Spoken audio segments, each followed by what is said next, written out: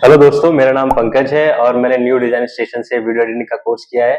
और यहाँ पे मुझे बहुत सारी चीज सीखने को मिली है। सर ने यहाँ पे 1-to-1 क्लासेस चलाई हैं और उसमें सर ने बहुत अच्छे से सारी चीजें कवर करी हैं। आज मैं इतना अच्छा एडिटर बन गया हूँ कि मुझे वीडियो अगर मैं शुरू करता हूँ बनाना, तो ये मान के चलिए कि आधे घंटे में मैं बड़ी से बड़ी वीडियोस को एडिट कर लेता हूँ और मुझे बिल्कुल भी किसी चीज की जरूरत नहीं पड़ती है। यहाँ पे मुझे बहुत सारी चीजें सीखने को मिली है।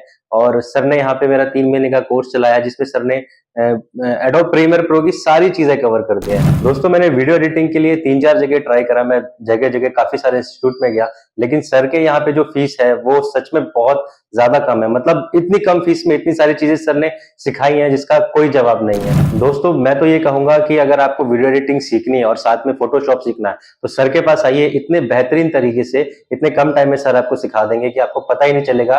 खेल खेल में आप बहुत अच्छे एडिटर बने। थैंक यू सर, और thank you new design station इतनी अच्छी एडिटिंग सिखाने के लिए।